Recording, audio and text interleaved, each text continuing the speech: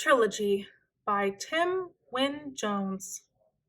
In this video, we will read the final story, Zoom Upstream.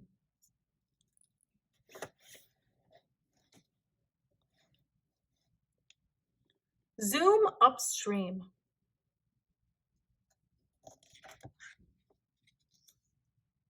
It was fall. Zoom was visiting his friend Maria.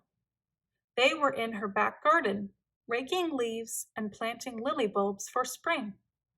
Zoom pruned the roses with his very own pruning shears. The sun was warm. Zoom stretched out on a lawn chair by the goldfish pond for a snooze. The telephone rang. "I'll get it," said Maria.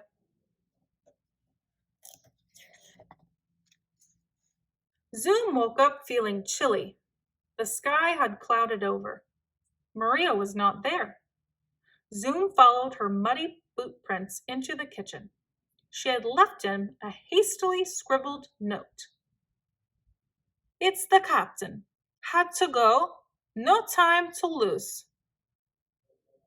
"Uncle Roy," thought Zoom. "What trouble is he in now?"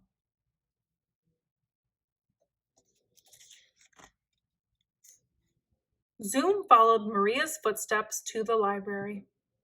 They ended at a bookcase. There was a light coming from a space on the shelf where a thick book had been. The book lay on the table. Zoom climbed up and looked into the light. "This must be the way," he said. At the back of the bookshelf, a flight of stairs spiraled down into darkness. The stairway was made entirely of books. Down and down the stairway curled. Zoom was a bit frightened. Then he heard something that cheered him up, the sound of water lapping against stone.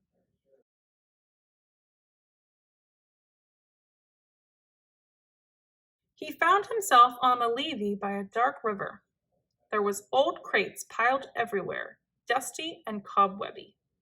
He chose an empty one his size, found a stick for a paddle, and pushed himself out onto the water. "If there's trouble," thought Zoom, "Maria might need some help."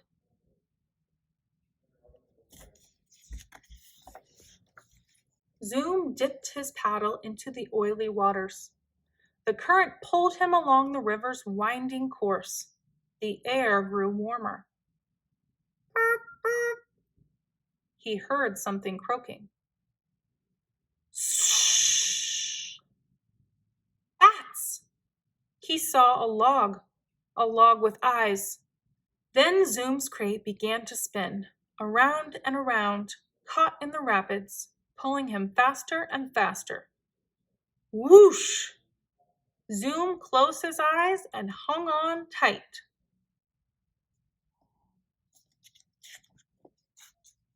Thump!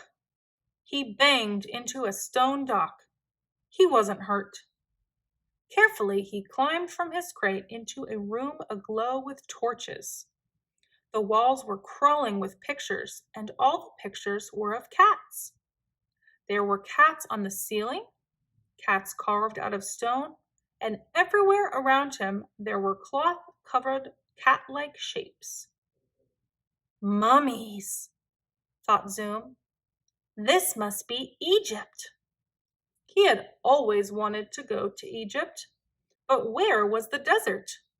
Where were the pyramids? And most of all, where was the mighty Nile? The dark little river that had carried him here seemed to end at this room.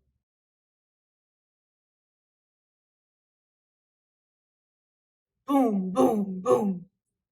Drums. Someone was coming. Zoom froze. At the end of the room, two enormous stone cats stood sentinel on either side of a huge stone slab. As Zoom watched, one of the stone cats raised its paw, slowly. Then there was a loud creaking and rumbling. The slab creaked open. A procession marched into the room. cats in hats bearing a mummy on a litter.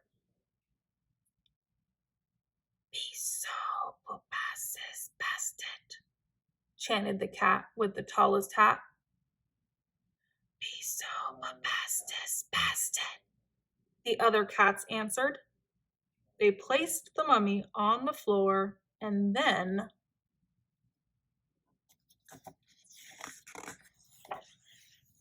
boom, boom, boom! They were gone, just like that. The slab closed after them. Thud! Phew, that was close, whispered Zoom. He looked at the new mummy. It was much bigger than the other mummies, and the shape looked awfully familiar. Zoom felt queasy inside. Then the mummy moved. Get me out of here! Cried a muffled but very familiar voice. Don't worry, said Zoom. I'll get you out. His pruning shears were in his coat pocket. It didn't take him long to cut the mummy open. Maria!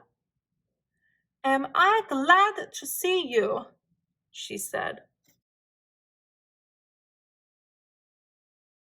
Maria gave Zoom a big hug. She then began to snoop around the room. Zoom's heart sank. Are you looking for Uncle Roy?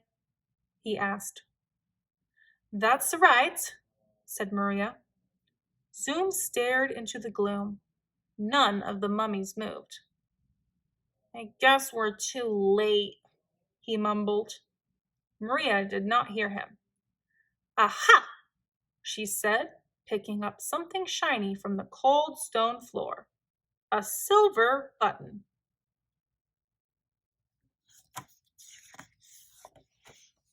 Zoom recognized it right away. It's from Uncle Roy's captain's uniform, he said with dismay. Right again, said Maria. Zoom had never felt so sad in his life. I wonder which mummy he is, he said. To his surprise, Maria laughed. Captain Roy, a mummy? I doubt it. You mean, said Zoom, he got away? Maria nodded. And he left us a clue, she said, holding up the button. Zoom jumped for joy. We're on the right track, said Maria. Now if we could just get out of this catacomb. I think I know the way, said Zoom.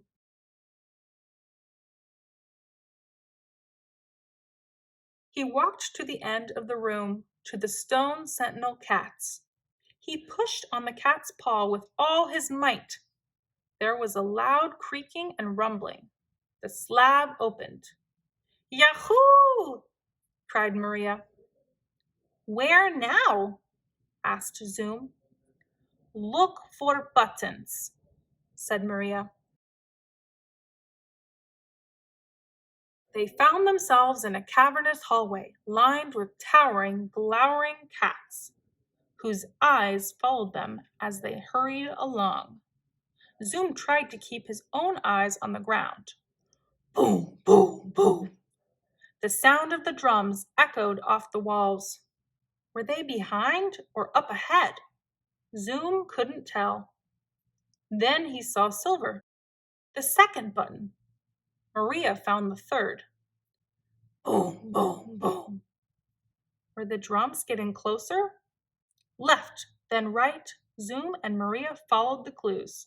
4, 5, 6, 7. Ah! Suddenly they burst out of the murky tomb onto a pier where a rowboat awaited them. Something silver on the seat glinted in the starlight. The last button, said Maria, as she and Zoom clambered on board. Maria took up the oars. Zoom made his way to the bow. Far ahead, he could see a clipper sitting under a crescent moon. The cat ship, he cried. The rowboat sped out onto the wide black river, the mighty Nile. Zoom watched as the catship loomed nearer and nearer. He heard a concertina and someone singing. Ahoy! Hurrah! Hello! And there was the dark side of a ship and a rope ladder, and, reaching down with a smile on his face, a large yellow tomcat in a captain's hat. Uncle Roy. "Welcome aboard," he said, "and just in time for a bowl of grog." Zoom couldn't speak for smiling. "We've got quite a trip ahead of us," said Roy. "Where to?" asked Zoom. "Upstream," said Captain Roy, "to search for the source of the Nile. Are you game, my small friend?" "Yes," said Zoom. "Good," said Maria. "Then it's as good as done," said the captain. And they all sailed off into the gentle Egyptian night.